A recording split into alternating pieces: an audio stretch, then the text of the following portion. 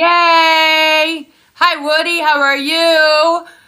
Welcome to Keeping It Real. Skylar will be here any minute. Happy Valentine's Day. I'm super excited to be doing this show today. And it's really based on a lot of the people that I have talked to today. So I'm super excited to bring you the lies that we tell ourselves about love because I have been listening to lies all day today about love. And so I figure what a great day, because I have my pink on, to talk about love. And here is Skylar. Here she comes. I'm super excited to talk to her about this. I told her the title of the show today.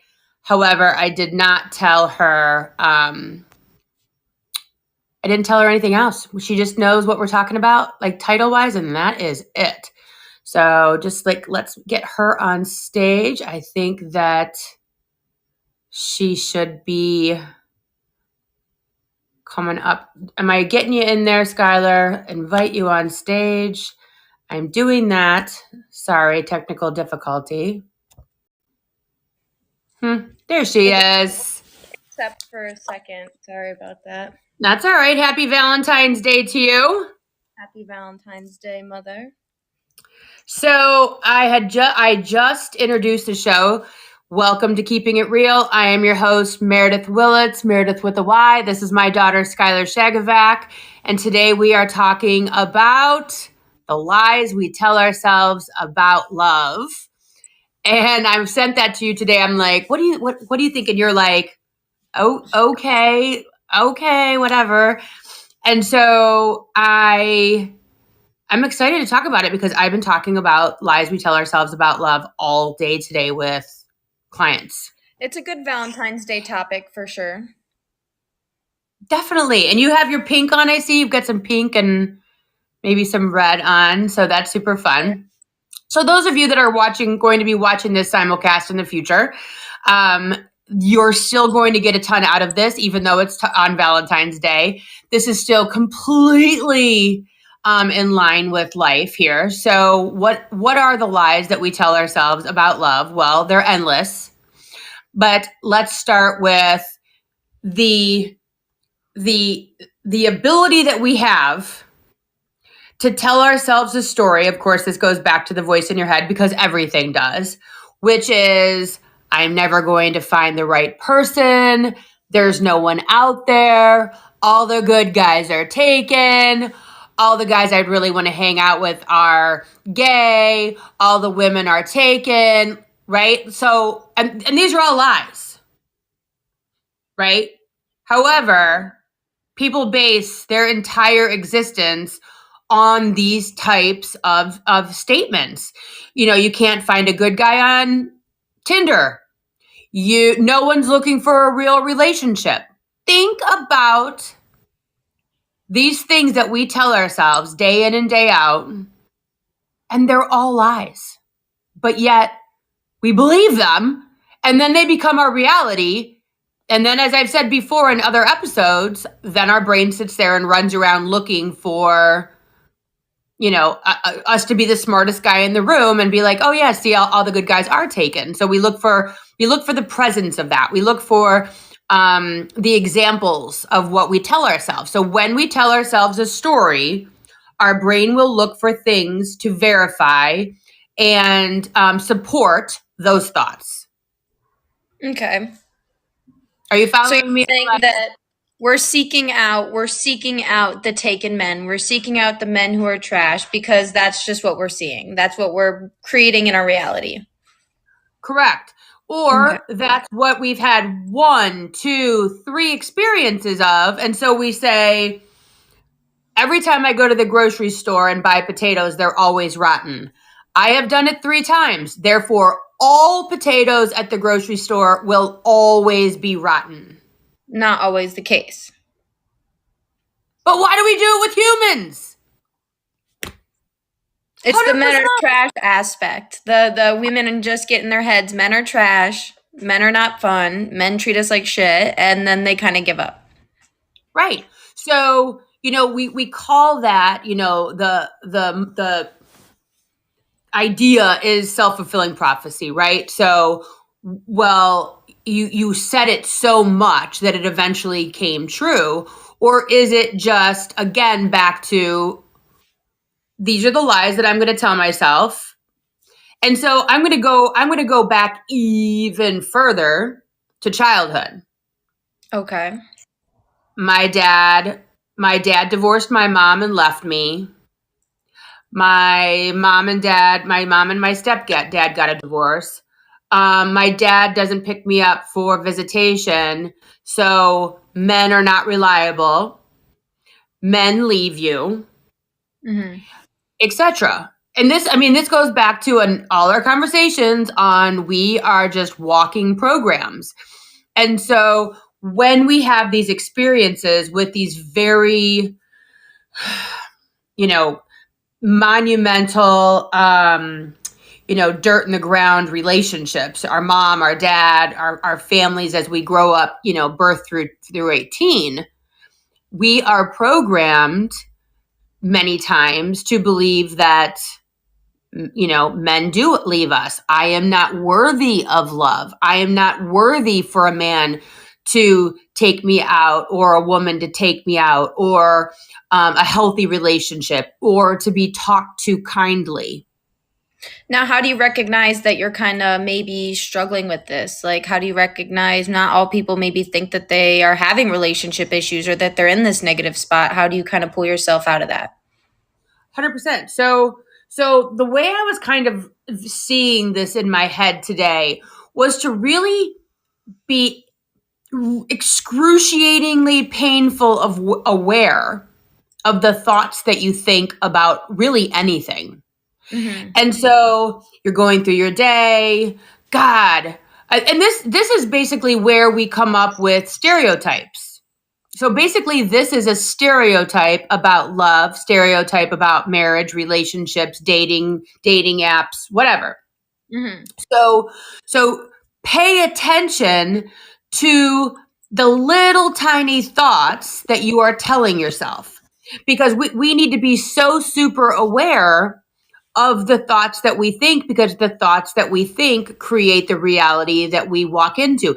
It creates the parentheses that we focus our life on. And so when you're looking at these tiny stories that we're telling ourselves, and let me tell you this right now, I just did a TikTok on this about an hour ago, because for 40 some years, clearly 41, just kidding. For my whole life, I've loved Valentines. I've loved Valentine's Day. And I always was like, I don't know why. Like, it's kind of a weird holiday to like love. Oh. Decorate the Love. whole house kind of love. Right. And so I'm like, is it the pink and red? Like, is it going out to dinner? Because I go out to dinner once a week with my husband. So it's not really I don't know what it is. Right. And so I really decided that I was going to take a minute and figure out, this is all going to come back to you guys, so just stick with me. I really wanted to figure out why I give a shit about Valentine's Day. Because let me tell you what, everyone teases me about it. Like, all my friends are like, it's a made up holiday. This is American marketing at its finest.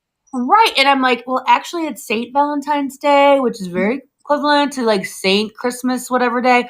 So everyone teases me about it. They think it's hokey. People that are in love are like, it's so, whatever. And so this year I decided I am going to really settle in with, why am I programmed so much to like Valentine's Day? Day. Guess what it is? When I was in elementary school, every single Valentine's Day, my dad ordered me a mum that was like probably 6 inches around. And it had googly eyes that wiggled and a pipe cleaner mouth that they somehow glued to this mum. And they would literally deliver it to my classroom from a flower shop with a vase. So it was a special moment. Holy crap. Can you imagine getting flowers from a flower shop with googly eyes in 3rd grade? Best experience ever. Best experience ever. Best experience ever. So, At 49 years old, I now realize that the reason I love Valentine's Day is because it was all about me. You were It so wasn't like special. I was so special on that day because my parents Mhm. were divorced. And so my parents got divorced when I was 6. So, and right thereafter I had half siblings and step siblings and visitation and all the things. You know all the things, right? So you have all the things. And you've got a stepmom and it's the whole thing. And so that one day there was no visitation with your brother or Christmas with your siblings, or it was just me getting this amazing cool flower on Valentine's Day. And the amount of pressure that places on my husband is actually monumental, because for whatever reason it really has stuck with me as so profoundly special. And this goes back to, we're all walking around programs. We're Program. all we're all being programmed, because it's so funny. Like Emerson, my 13-year-old, like she hasn't even come home today yet. Like she left at like, I don't know, 6:45 this morning for volleyball, and it's not even on her radar. It's Valentine's Day. Why are you not home? I mean, How dare she? how dare you not be running home for Valentine's Day? And I mean, if you think about it, it's really crazy, but there's so many people that put that kind of pressure on Thanksgiving or Christmas or their birthday. And so I think it's so interesting to recognize the program. So inside of that program, going back to, as we're programmed as kids, to use a label or a definition or an example of what female, male, male, male, female, female, whatever relationship, as a relationship goes. And we only have our, in the beginning, really our parents, maybe our aunt and uncles, maybe a neighbor to look at as an example. And so we get our programming from these different relationships and the way that they interact and the way that they talk to each other. And we also get it from the way that we interact with the same or opposite sex, whatever that means, and however that plays out in the rest of our life. But the thing of it is we need to really respect and honor and pay attention to how our brain continues to lie to us, because the fact of the matter is anything that you can tell yourself about love outside of that it is a lie. Is a lie. All of it. None of it is based in reality. You may have examples of it, but that does not mean that it is based in a truth or a reality. By the way, Jody and Kleber, and I didn't know if Woody was here. He was here earlier. If anybody wants to talk or have something to say, just go ahead and hit that plus sign at the top where it says speakers. You're more than welcome to ask a question. Now taking this back to, so we're all programmed, we're all these wired beings. So in a relationship, maybe we had a situation of abuse, or we had an extreme situation of hardship in a relationship. How do we rewire this? Like, how do we not spend years and years and years and years getting over such a difficult thing? You know what I mean? Right. And so I would say that probably the romantic relationship or the romantic relationship or a death are probably the two most difficult things to really walk through in life. Those types of losses, because the end of a relationship is the equivalent of a death, almost. And so, because they're gone, right? And so you have to allow yourself time to heal. And so often, especially in America, we want it bigger, faster, stronger, quicker, cheaper. So we want to feel good one day and we want the next, or feel good and then we feel bad and we want it to be over with. We want to just skip the whole healing process by way of, I don't know, antidepressants or drugs or self-medicating, alcohol, whatever, moving on into another broken relationship, jumping from one person to the next and never really having that time to heal.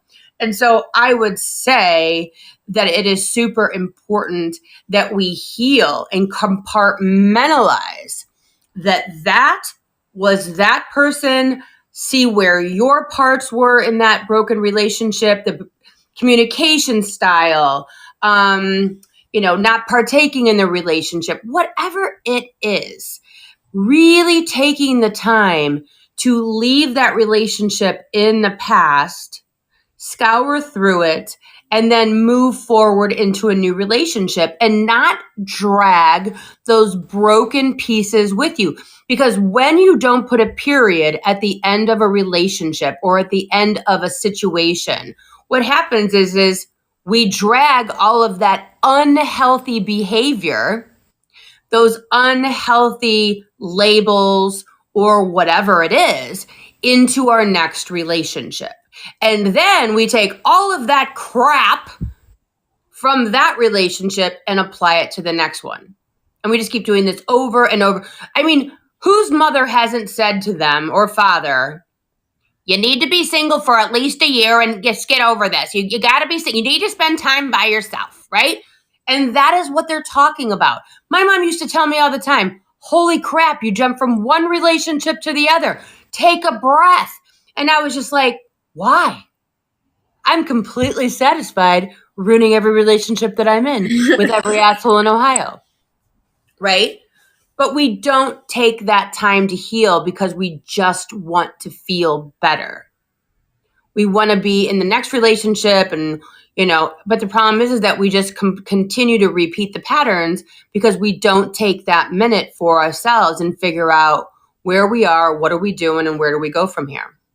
And how do you recognize your faults in the relationship? You're saying take the time, realize what's wrong and what your part in the failure of it was. How are you kind of going about looking at that and making that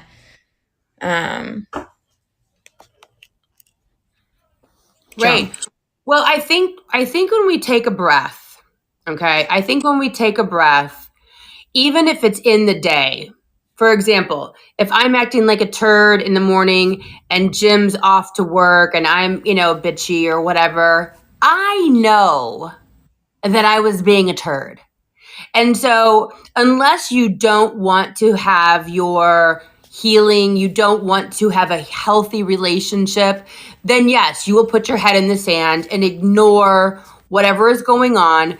But it is so important that you really do. If you really want to be in a healthy relationship, you're vulnerable, you're aware of your behavior, you try every single day to show up. And then if you do act like a turd, you pick up the phone and you say, I'm sorry for being a turd this morning. I'm sorry for being bitchy. I was up late last night. I watched TikToks from 3 to 5 a.m. I'm nervous about the bills. I'm pissed off at my friend. I'm whatever about work. That is the way to a healthy relationship, is to call your shit on the carpet and own your brokenness. And so if it's not in a relationship, if you can take the minute and own the shit that you did in a relationship. When I got a divorce, it took me 10 years to call your father and say, holy shit, I'm sorry. Holy shit. Yeah. And it was a mixture between vulnerability, health, my own mental health, my own togetherness. And so I think that that's how we heal, is through ownership and clarity and time, and then we can move on. But even in a relationship, and I do it with you, sorry I did that. You do it with me. We call ourselves out, and that is how you build any relationship. And that's how you heal, and that's how you grow. And believe me, when you tell me I do shitty things and I don't act the best as a parent or as a friend or as a whatever, it is horrible. I hate it. I hate listening to you tell me that I've done bad things because I want to pretend to live in my planet. But that's not real. That's not what the world's about. And so owning it and moving forward, that's how we grow in any relationship. Jody had a comment that I just want to read out for us and, get your aspect and perspective on. She said, the scars of my abusive marriage that ended in 1998 still to this day sneak up me. I've been married to a wonderful man for 21 years, yet I still hear those negative thoughts telling me I'm fat and ugly sometimes, which, Jody, you're a bad bitch. No, you're not. So that is so profound and so true, because the thing of it is they have done studies, and we now know, Jody, and everyone else that's watching, that trauma does not live in our mind. Okay. Trauma is like a 5-point memory. So every memory that we have, they roughly has about 5 points to it. Location, sight, smell, sound, feeling. Okay. So it's like when you smell a perfume, it reminds you of your grandmother, or you eat something, it reminds you of that one time that you were at Union Station, whatever it is.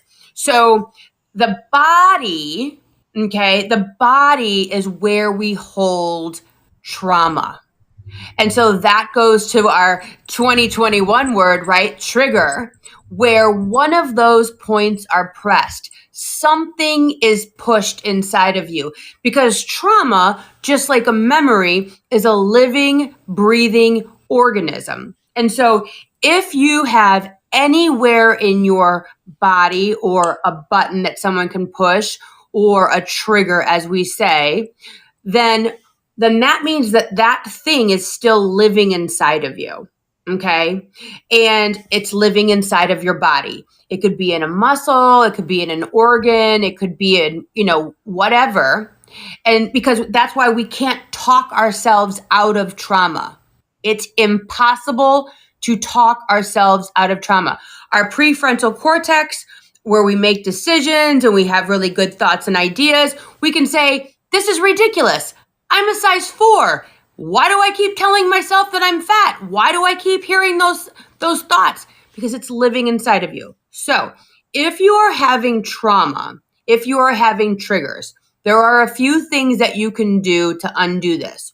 One is you can make an appointment with me or another person that does emotional release, because what that is we use the main meridian line to remove emotions. That's Dr. Bradley Nelson's emotional release. And so what I would tell the person is, I'm dealing with these triggers. The other thing that I have just learned recently, it's called EDMR, and it's where you do a tapping. And so what we do when we do the tapping, I am a beautiful body. What you're doing is you're telling your right side and left side of your brain to come together on the trauma, and then move forward in a rational thought logic and an emotional space, and you are able to work through it in a different way, also tapping the body at the same time. So you're using both hemispheres of the brain, bringing it back together. So it's not just emotional and it's not just logical. So you've seen people that have trauma and they're like, yeah, I was sexually molested for 6 years. So like, whatever. That person is not dealing with it emotionally. Then you have people that are emotional and they like live outside of their body. So this EDMR brings it all together and in the body, and then you can work through it. So if you have these triggers that you're still dealing with, I would do emotional release, or I would do the EDMR. Both are, and EDMR would be probably with like a clinical psychologist or whatnot. But it's also going to be, Jody and everyone else, is that it's also super important that you go back and reprogram. Episode 12 of Meredith with a Y podcast, where we're talking about that was a him situation, who said those horrible things. That was his perspective, and he has broken. I am beautiful, I am wonderful, and I woke up worthy. And all of the negative talk in my head, name of the voice in your head, you're a liar and you're trying to make me small. So these are some different things that you can continue to do to try to like work your way out of that negative self-talk, or someone else talking negatively to you. And so I want to go back to our recognizing, these cycles. You were in the cyclic of every other boyfriend, every other man. You didn't take time. You didn't take a pause. You didn't take. I only ever remember one because he had a dog. But other than that, I mean, I don't remember your phase of cyclic. But Yeah, but how do you break that? Well, actually, and also that was like high school and college and all that kind of good stuff. I'm just messing with you. Yeah, it wasn't just between your dad and Jim. So how do you break that cycle? Honestly, it's probably it has to come from self, because even if, your mother, sister, friend tells you, you're not going to believe it. You have to listen to a podcast or a TikTok or, read a book and finally decide that you're going to get real selfish and you're going to let it hurt. You're going to let it hurt.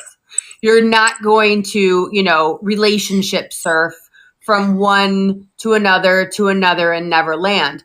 I actually talked to someone this past week, where I was talking to him on the phone and they're like, oh yeah, these two people died and this person died. And I could just tell from their voice. And I'm like, you haven't landed yet.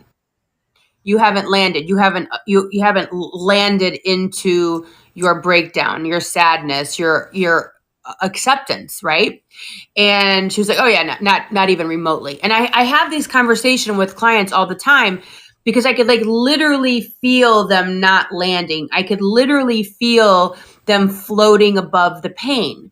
And when we relationship surf, we never fully grow because we go from one destructive or positive, whatever relationship to another, to another, to another.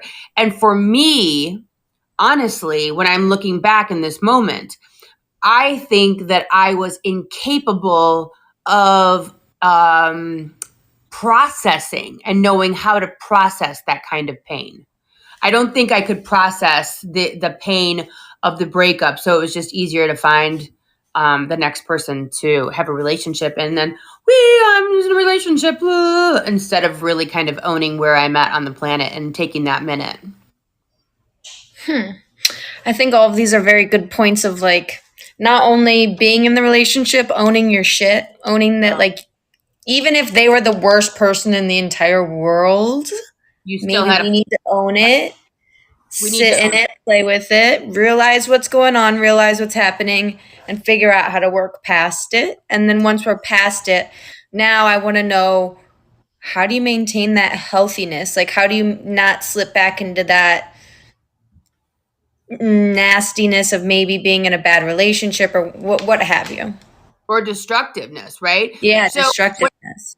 When I look at any relationship, and I tell people this all the time because I coach people that are either getting a divorce or trying to figure out how not to get a divorce. We have both. And so I always tell people that your highest high and your lowest low are now possible from here on out. Mm-hmm. Once you call your husband or wife a piece of shit, that is always the place that we can go to again, and once you go on a vacation in a helicopter to Paris on Valentine's Day, I'm still waiting for the helicopter to show up on the roof. It's not here yet. I'll let you know if I hear it. But then that's always a possibility, right? Think of that for a minute. Sit inside of what I just said. Once you've gone to Morton's for dinner, that is always possible. And hey, I just want to let everyone know, this is with everything in life. Mm-hmm. Once, I remember when I was in my 20s, the big night out, we'd go to Fridays, right? You'd go to Don's Lighthouse in Cleveland or whatever the different restaurants were in Cleveland at that time. So Jim and I went out to dinner on Saturday to RPM Italia, which is a really nice restaurant here in Chicago. And there's this group of four girls to my right. And I mean, when like our dinner was probably $300 for just the two of us. So here's these four girls like around your age. And Jim and I are just like, talk about like leveling up. Like these four girls are going out Valentine's weekend.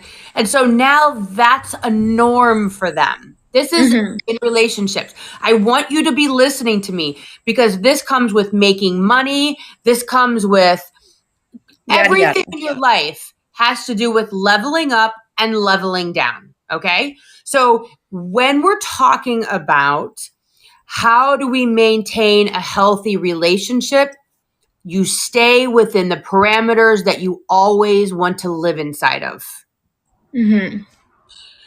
Because I look like Jim has never called me ever. Like we've been together for like almost 18 years now, married 15 years in June. He has never called me a name, I don't think, ever in our whole relationship. No names, nothing. And I mean, I probably have called him a turd because that's like my go-to, but like the big ones, no. Because I know that once I go there, it's always a place I can go again. So I treat my marriage with kid gloves, and I'm super aware of being very cautious. I'm cautious with my words because I don't want to blow something up and then now that seal's been hit. And I own my shit. Like I really, really try to apologize at all times. If I'm a turd, I try to own like, yeah, I was, short tempered this morning because then it's over. I don't want to live in a space of like on the bubble of anger and all that good stuff. It says two speakers. I don't know if we had, we did it. Oh, we did it. Okay. I handle it pretty well. Oh, okay. I see what she did. All right. I just wanted to make sure because I saw the number 2. So yeah, I mean, I just look at all relationships. I mean, even like, because you and I, we made as mother-daughter. So this could be friends, family. It doesn't have to be significant others.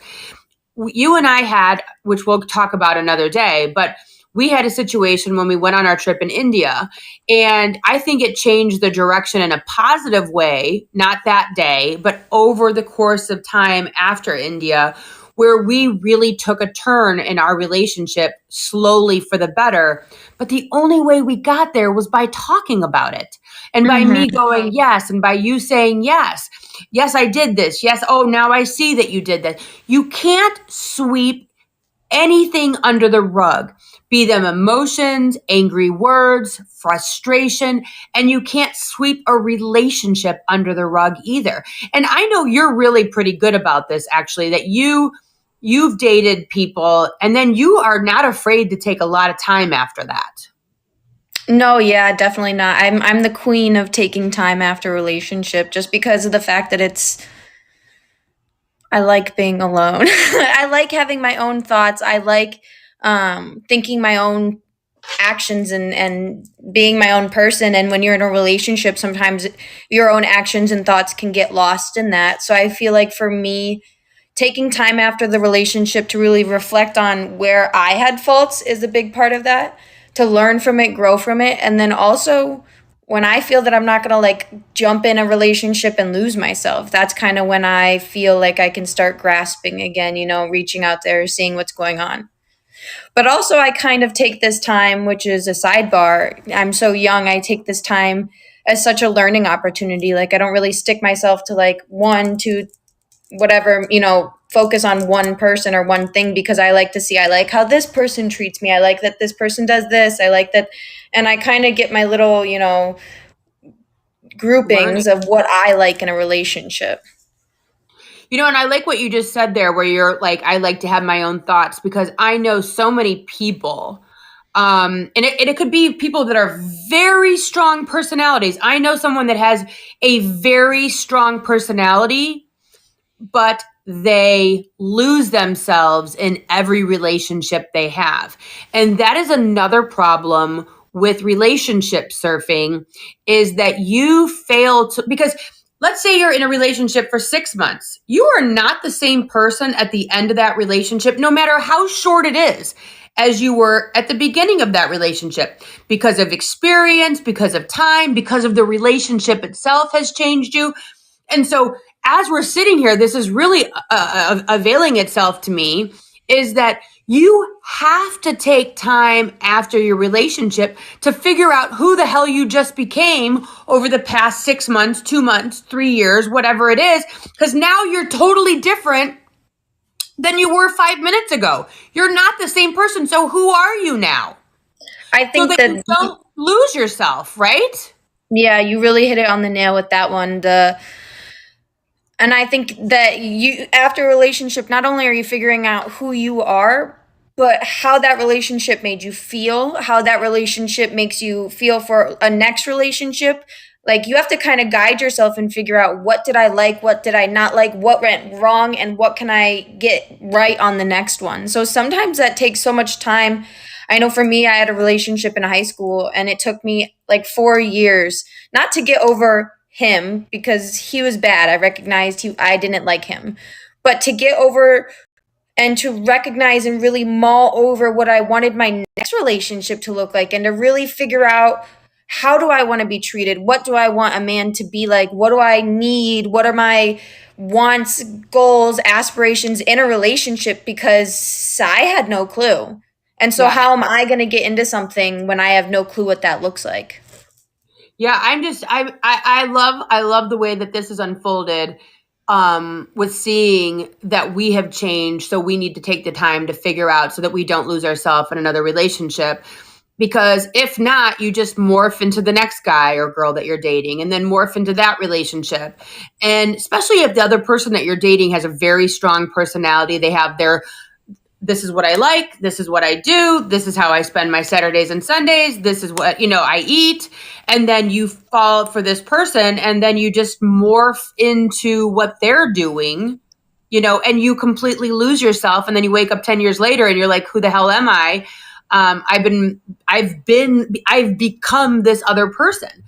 And but I do want to go back to the beginning of the lies that we tell ourselves, and those lies of, there's nobody good on Tinder, you can't, no one's looking for a relationship, all the good guys are taken, Yada, yada, yada. all women cheat, whatever the lie is. And I think that if you take the time to heal, to get real with yourself and who you are in that relationship, then that's, I think, the time where we start to undo. And guess what? These lies that we tell ourselves, they can be in a relationship. Oh, my husband, my wife, my boyfriend, my girlfriend always does, never does, the always, never, blah, blah, blah. And those are also lies that we tell ourselves. And then our brain looks for, you know, to show us that we're right. Yes, I have the worst husband in the world. There's a pair of socks. There's a dirty t-shirt. There's, whatever. And so our brain will focus on all of the negatives versus I have a great husband. And then we'll find those, examples of those around us in life. I don't know if Kleber had a question. He actually just asked me something on text. And I saw the text come through, but I'm afraid if I try to look at it, that I will lose the simulcast. So I can't look at it. So Kleber, I don't know if you had a question. You might want to ask. No, we didn't have a question. All good. Okay, good. Just checking. So anyway, so yeah, I mean, happy Valentine's Day to you. I mean, my favorite holiday. Now at least I know why. So I'm not as much of a lunatic about. No, I'm totally still a lunatic. That's so interesting, though. If you missed the beginning, I explained why Valentine's is my favorite holiday and how it came to be. But yeah, fun show. I love the show. Happy Valentine's Day to everyone, and I appreciate everyone coming out, simulcasting, and rewatching, after the fact. Yeah. So pay attention to your thoughts. Pay attention to the things that you tell yourself about love and dating and marriage, because there's so many people. I cannot tell you how many people I talk to in a week that are like, I'm never getting married again. I'm never dating anyone again. Oh, men suck. And I'm just like, all you're doing is shooting yourself in the foot, because you dated one person out of 4 billion people. There's Or another 10, fish in the sea. 20, right? Move to a different state. I mean, whatever, right? Like, find your person, like, don't succumb to the lie, because not everybody is X, Y, or Z. So, put yourself out there, allow yourself to heal, stop, relationship surfing, allow yourself to land and figure out what your part in a relationship is, and what you need and what you need to learn about yourself and all that other good stuff. And you'll start to have a healthy relationship. I feel. Own your shit. Own your shit. Own your shit. Alrighty. Well, happy Valentine's Day, Skylar. Thank you, everyone, for coming. It's a nice, quick one, but I'm going to go have a glass of wine with my husband. Thank you for watching Keeping It Real. We'll be back here we should be back here next Monday. If I have to move it, I will let you know, because I'm going to be out of town perhaps on Monday. So I will keep you posted. But if not, we'll see you